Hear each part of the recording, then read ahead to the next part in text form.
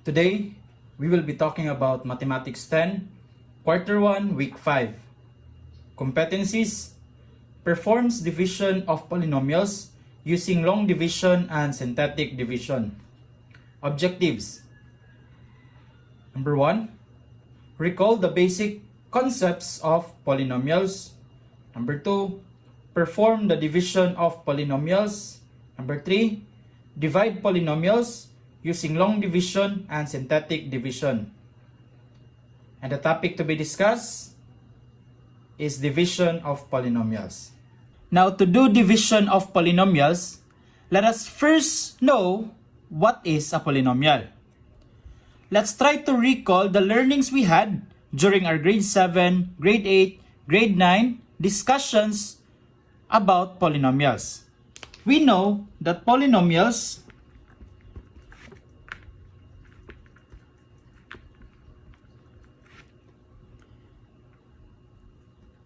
consists of two ideas. We have poly, which means many, and nomials, which means terms. So it means many terms. Polynomials in mathematical definition is or are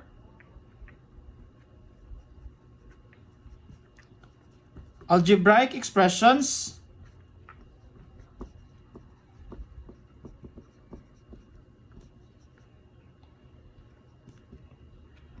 that consist of variables and coefficients.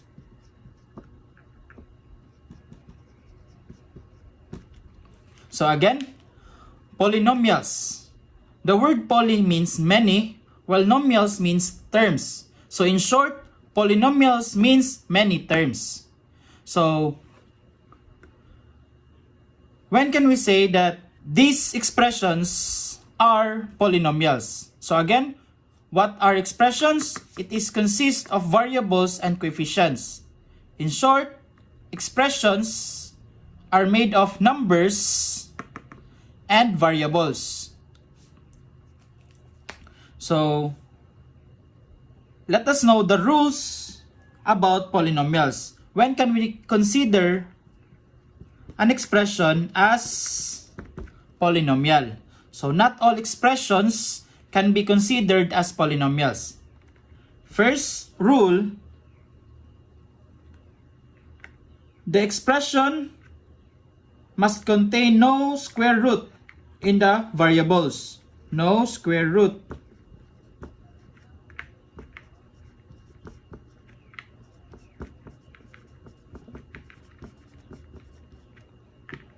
So there should be no square roots of the variables. For example, 5 square root of x. This one is not an example of not polynomial.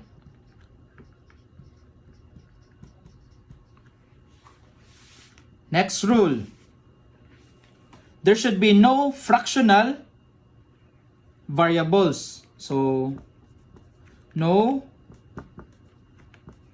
fractional variables.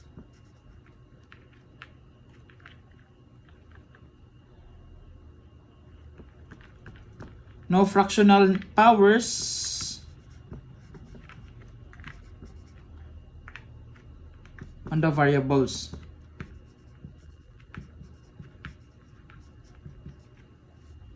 So the powers or the exponents should not be fractions. So example of not polynomial, we have 5x raised to the power of 1/2. So this one is not polynomial. Next rule is no negative powers.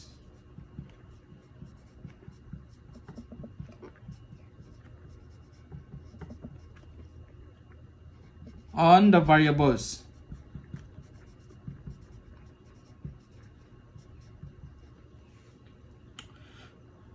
So, the exponents should not be negative. For example, 5x raised to the power of negative 2. This one is not polynomial because the exponent is negative.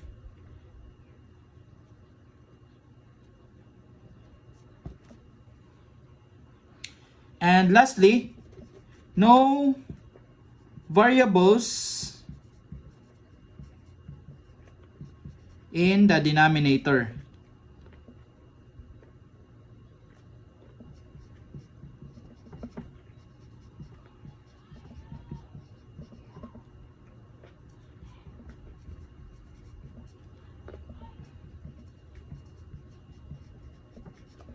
So, if the expression is a fraction, the denominator should have no variables. So, example,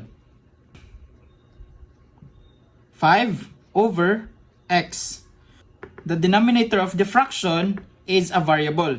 So, this one is not polynomial. Again, let's review the rules of polynomials. So, the rules is very strict only on the variables. So, first, the variable should have no square roots. So, no square roots of the variables. Example of that rule is this one. So, because we have 5 square root of x, so the variable x is inside the square root. So, this one is not polynomial. Next, no fractional powers on the variables. So, the variable x here has an exponent that is fraction. So, this one is not polynomial. Next, no negative powers on the variables. So, the exponent of our variable x here is negative. So, this one is not polynomial. Next, no variables in the denominator of any fraction. So, we have a fraction and the denominator is a variable, or the variable is in the denominator. So, this one is an example of a not polynomial. For rule number 1, it doesn't mean that we just focus on square roots. So, rule number 1 includes also the other roots, just like cube roots and more. So, in general, rule number 1 means there should be no radical sign or no radicals in the variables. So, why? If we have a radical symbol on the variable, it means that it will become, the exponent of our variable will become a fraction. Why? So, rule number 1 and rule number 2 are similar. So, let me show you why rule number 1 and rule number 2 are similar or somehow connected to each other. So, if we have a radical symbol on our variable, for example, 5 cube root of x, we can rewrite this one as,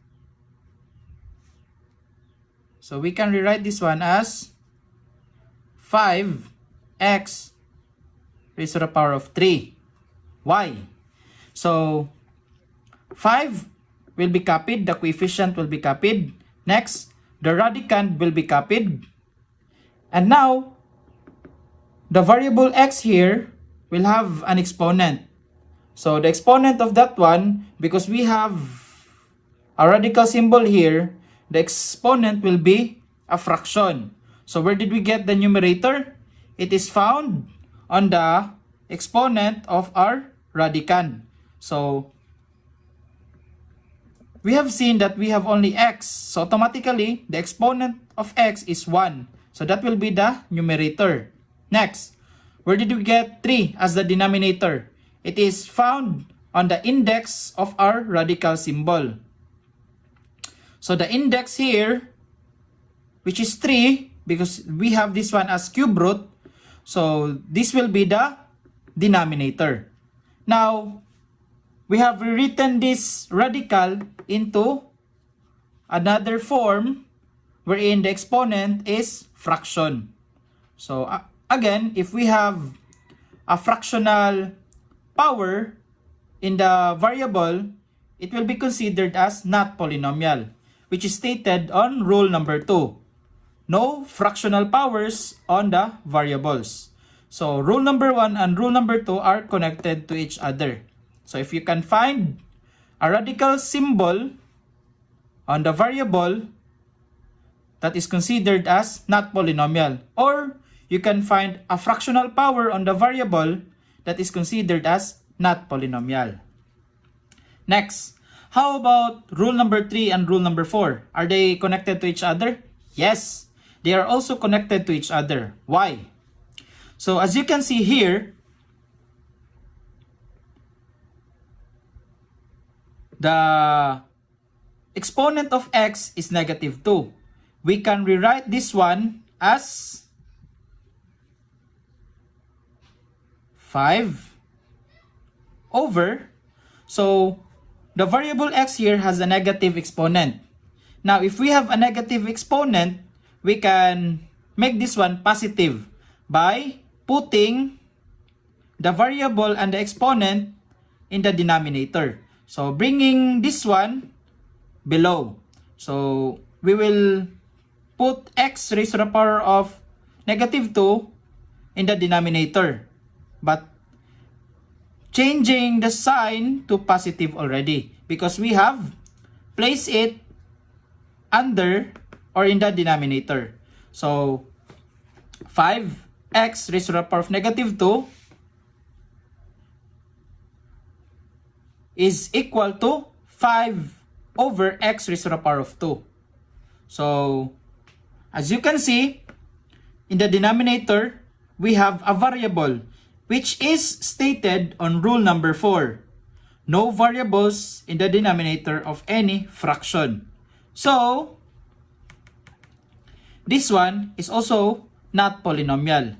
So, rule number 3 and rule number 4 are similar or connected to each other.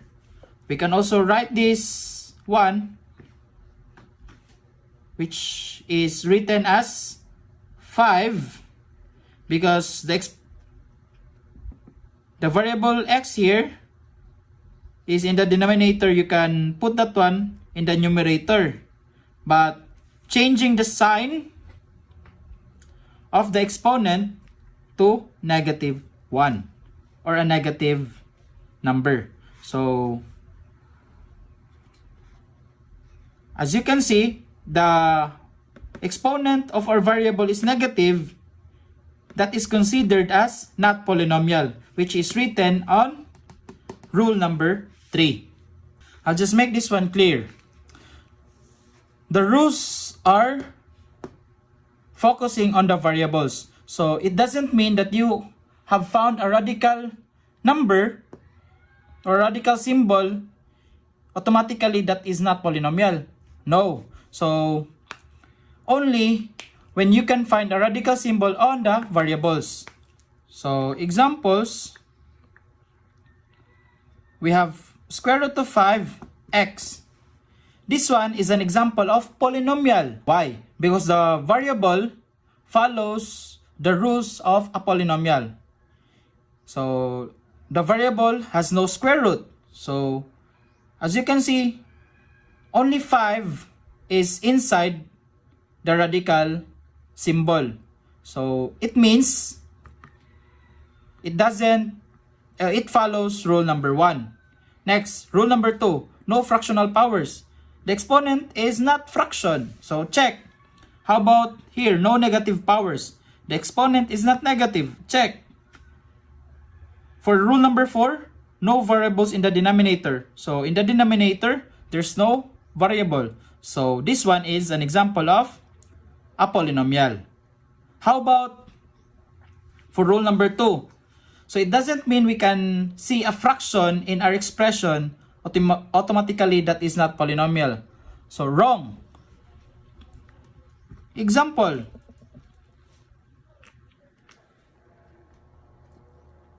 We have 1/2 x squared. This one is still an example of polynomial. Why? Because only the coefficient or numerical coefficient is a fraction. But the exponent is not fraction. So it doesn't contradicts rule number 2. It follows rule number 2 and also rule number 1, 3, and 4. So this one example of polynomial. Next, how about this one? We have negative 5x raised to the power of 3.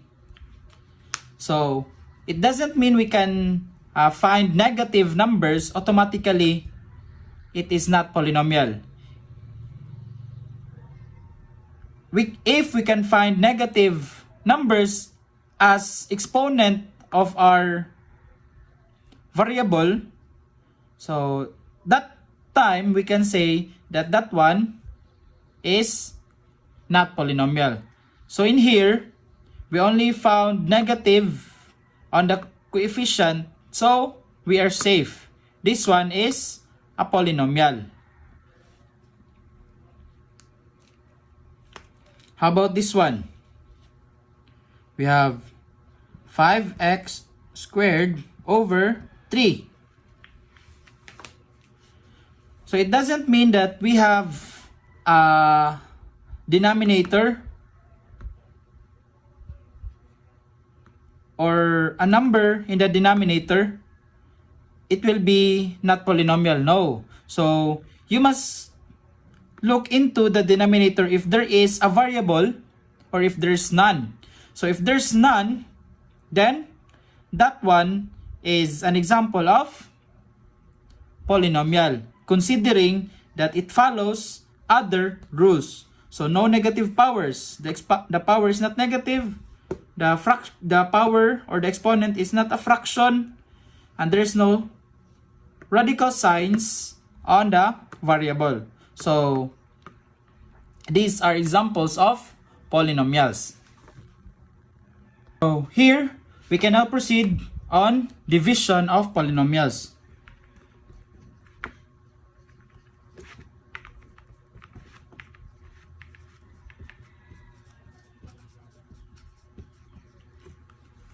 There are two ways to divide polynomials. We have the long division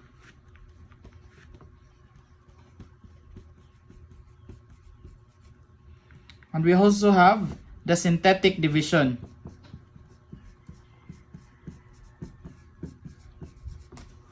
So either of the two processes, we will have the same answer.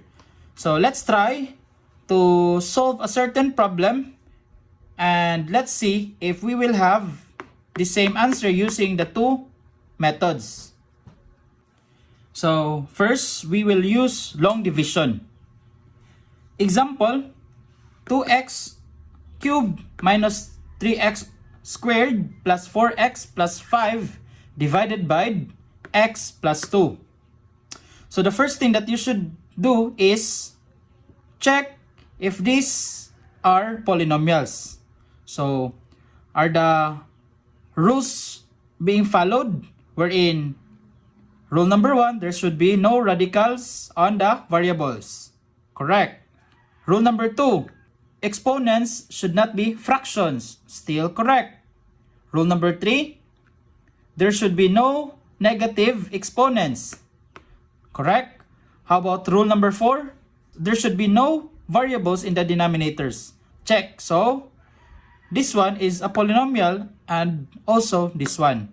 So the divisor is polynomial and the dividend is polynomial. We can now proceed on the long division process.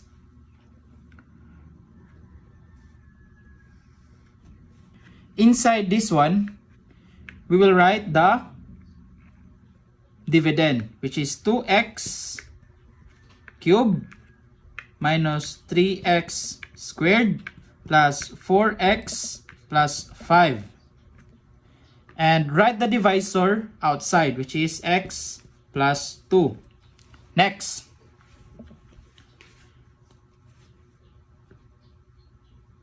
we will first use two terms, the first term and the second term, until this term only. Why?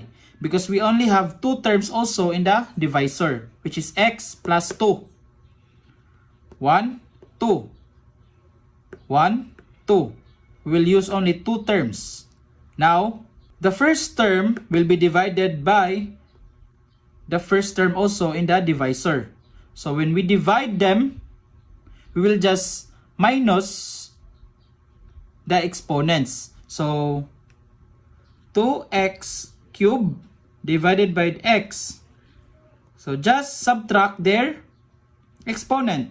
That will be equal to 2x. 3 minus 1, 2. So we will have 2x squared. Where should we write 2x squared? Should it be above the first term or the second term? It should be above the term with the same degree. So the exponent here is 2. So it should be above the second term, which is the exponent is also 2. So write 2x squared above negative 3x squared. So it should be aligned with the same exponent. Now, multiply the quotient to the divisor. So multiply that one. First, multiply it with the first term. So when you multiply, you will just add the exponents. So 2 times the quotient here, which is 1. So 2 times 1 is 2. Next, how about the variable?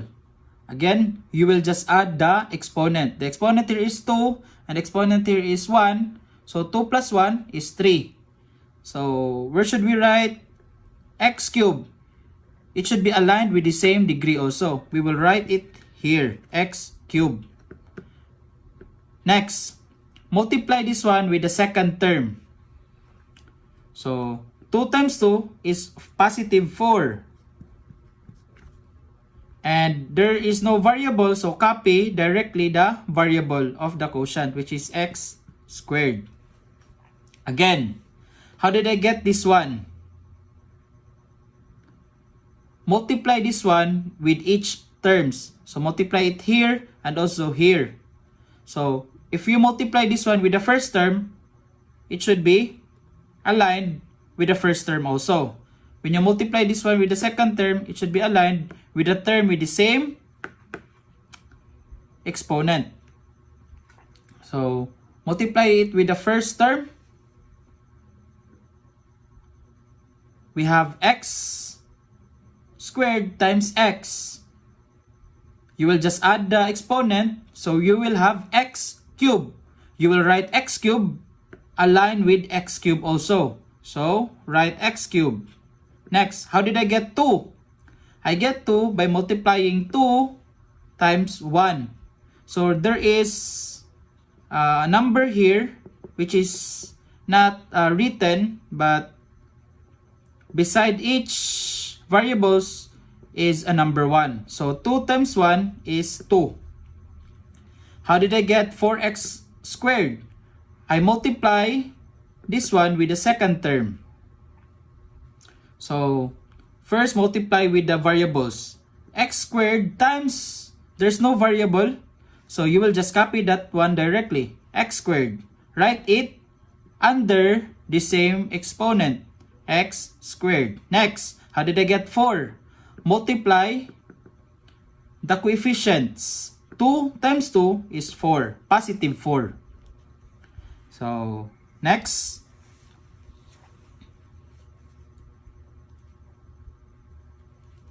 minus, right? Subtraction sign. So when we subtract, we change the symbols of the numbers here. So when we subtract, we change the signs and then change subtraction to addition. So we change the sign of 2 as negative 2, while for positive 4 we change that one to negative 4, and from subtraction we make this one as addition. So first here, 2x squared, cube, 2x cubed plus negative 2x cubed, the answer will be 0.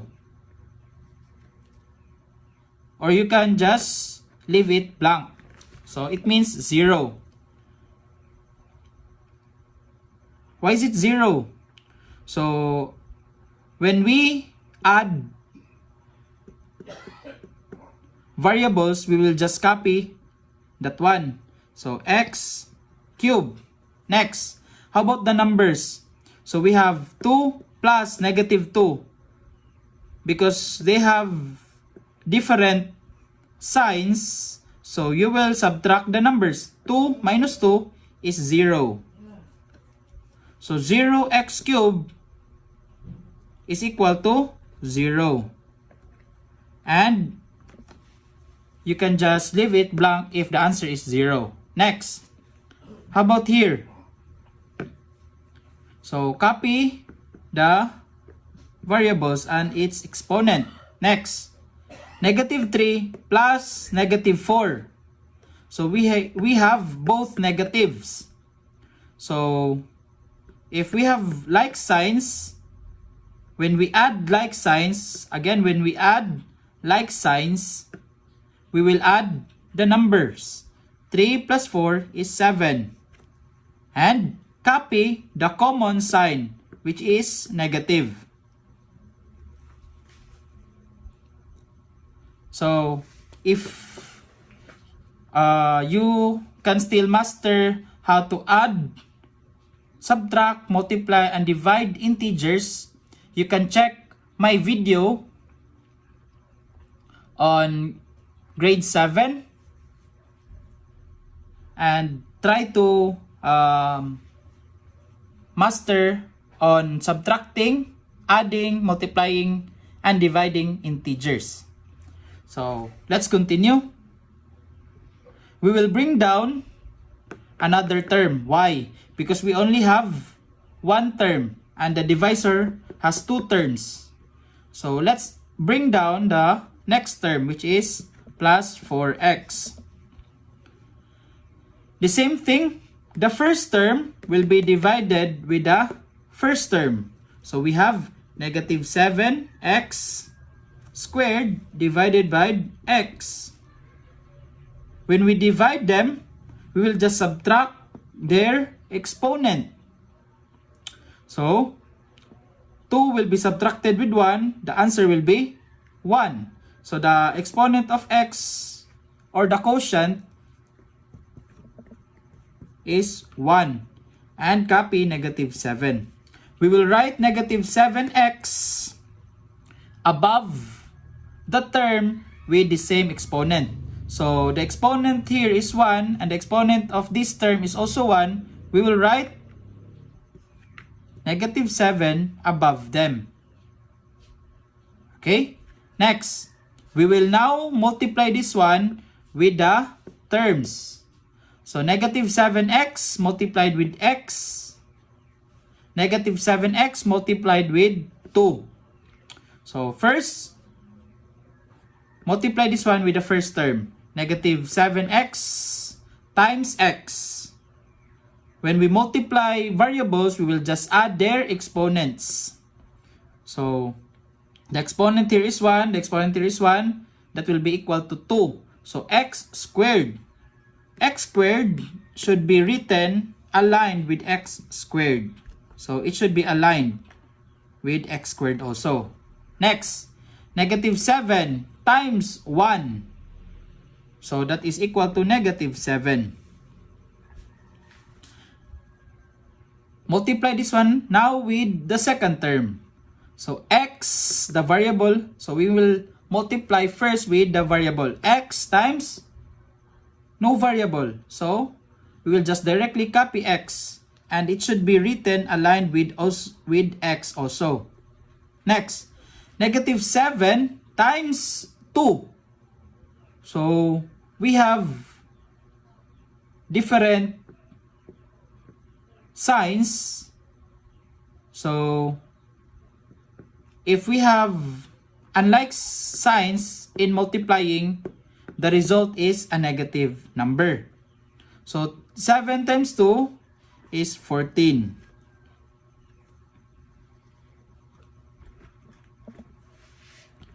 Next, the same here, we will subtract. Because we are subtracting, we will change their symbols, or I mean their signs. So negative will become positive. A negative here will become positive 14. And subtraction will become addition. So let's go first with the first terms. Negative 7x squared plus positive 7x squared. So first, copy the variable and its exponent. Next, negative 7 plus positive 7. The answer is 0. If the answer or if the quotient is 0, directly write 0 or leave it blank. So it means the answer here is 0 if it is blank. Next, positive 4x plus positive 14x. So copy the variable and perform the operation on the coefficients, I mean. 4 plus positive 14. So we have the same signs. We will add the numbers. 18. And copy the common sign, which is positive. So you can just leave it like that. It means we have a positive 18 as the result. Next, we still have plus 5. So because we only have one term here, we need two terms. So bring that one down. We have now 18x plus 8. So we will write that one here because there's no more space. We have 18x plus 5. Now, 18x or the 18x here should be divided by x.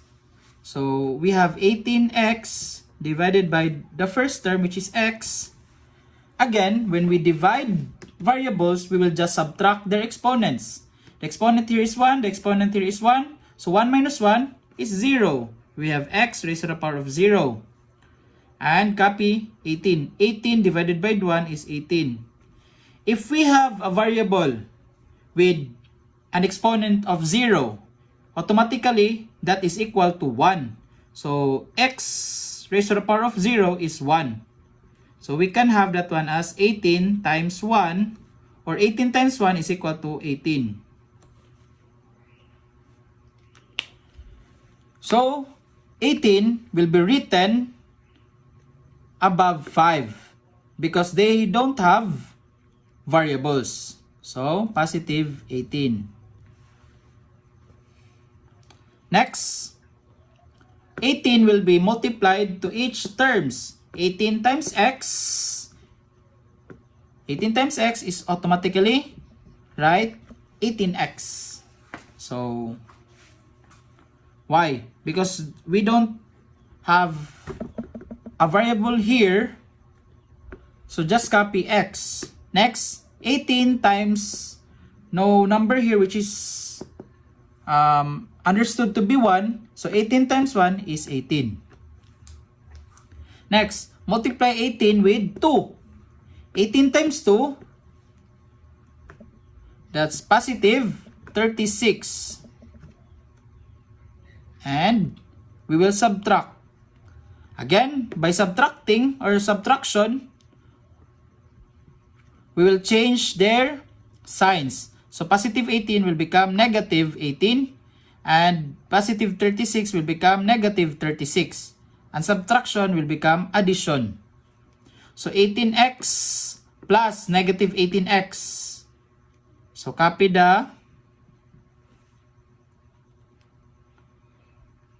their variable. For the numbers, we have 18 plus negative 18, that is 0. So if the quotient is 0, automatically leave it blank.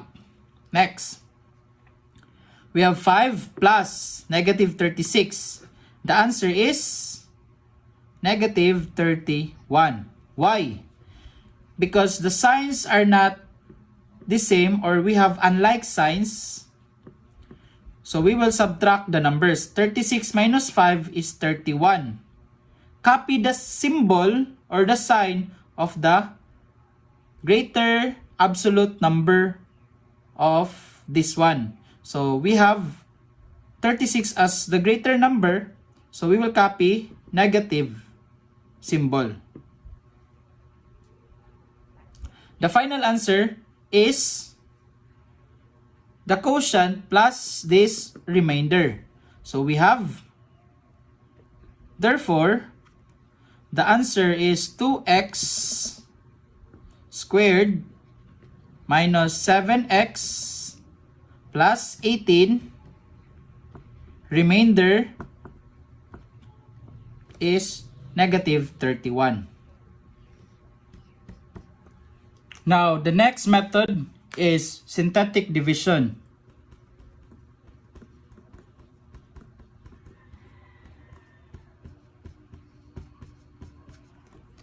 So, for synthetic division, the process is this one.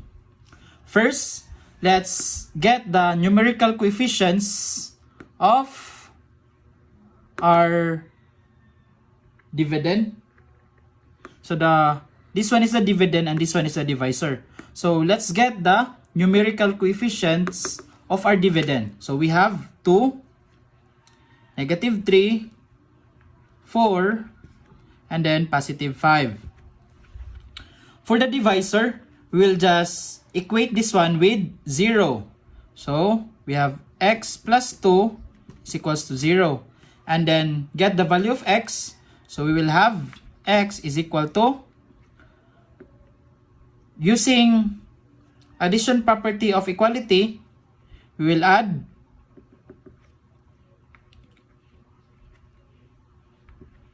negative 2 on this side and negative 2 also in that side. So we can now subtract this one. What is left here is x. And what is left on the right side is negative 2. So our divisor will be negative 2 for this side. Now, the shortcut method for that one is just transfer 2 to the other side, and that will be changed to negative. So 2 will be transferred to the right side, and that will become negative. So we have now negative 2. The synthetic division is written in this way. So we have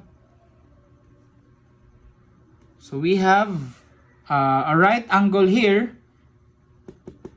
We will write there our divisor, which is negative 2.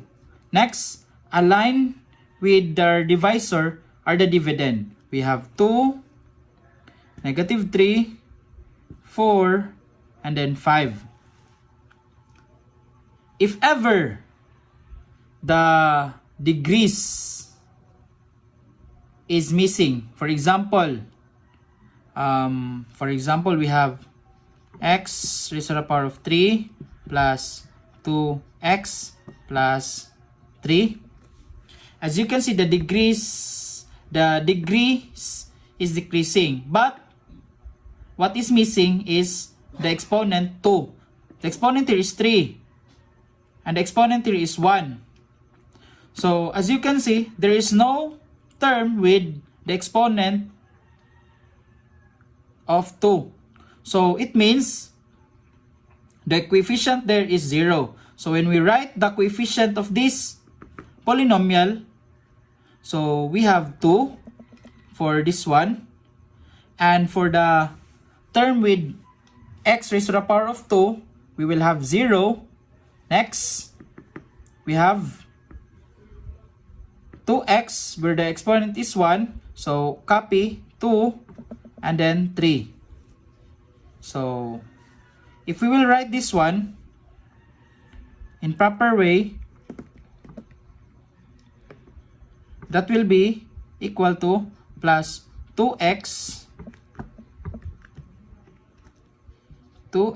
cubed plus 2x plus 3. The x raised to the power of 2 there has 0 coefficient.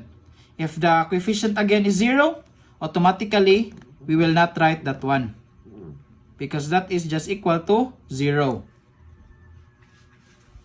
Next, let's erase that one. Let's continue.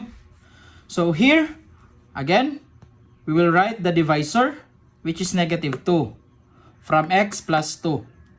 Next, in this one, we will write the numerical coefficients of our dividend. We have 2, negative 3, 4, and then 5. Now, the first thing that we should do in the synthetic division is bring down the first numerical coefficient here. So, write 2. Bring that down. Next, you multiply the divisor with 2. Negative 2 times 2 is negative 4. You will write the product below the next term or the next number. Again, negative 2 times 2 is negative 4. You will write negative 4 on the next, below the next number, which is in this area. Next, negative 3 plus negative 4. So when you add like signs, you will add the numbers. So that is 7. And then copy their common sign, which is negative. Again, you will add them. Negative 3 plus negative 4. Because we have the same signs, add the numbers. 7. Next, copy the common sign, which is negative. So we have negative 7. Now multiply this one with negative 2. Negative 2 times negative 7 is positive 14. And write positive 14 below the next number. Why is it positive 14? Because we have the same signs. When we have the same signs in multiplication, when we multiply like signs or the same signs, we will have a positive answer. So, because both are negatives, the answer is positive. So, 2 times 7 is 14. Positive 14. Next, add 4 plus 14 is 18. Next, negative 2 times 18. Because we are multiplying negative and positive, they are not the same signs, the answer will be negative. Now, multiply the numbers. 2 times 18 is 36. Next, 5 plus negative 36. We are adding different signs. So, if we have different signs, we subtract the numbers. 36 minus 5 is 31. And copy the sign of the bigger absolute number. So, the bigger absolute number is 36. So, the sign of 36 is negative. So, copy the negative symbol. We have negative 31. Now, the number or the result of the last column is always the remainder. So, negative 31 is the remainder. If ever the last number is 0, it means the remainder is 0 or there's no remainder. And the other numbers will be the numerical coefficients of our quotient. So, we have 2, -7, 18. And the remainder is -31. Now, we will write there variables. Starting, we will not start with x raised to the power of 3. We will start with the next one, which is x raised to the power of 2. Or we will just subtract 1 with 3. So, x raised to the power of 3 is the highest degree. So, 3 will not be copied, but we will just subtract 1 with 3. So, we will have x raised to the power of 2. So, that is our first term, x raised to the power of 2. Next, we have x raised to the power of 1, or leave it blank, and then 18. So, 18 is positive. So, we will have our final answer as 2x squared minus 7x plus 18. Remainder is -31. So, we have the same answer using the long division. It means even if you are using the long division or the synthetic division, it will result to the same answer.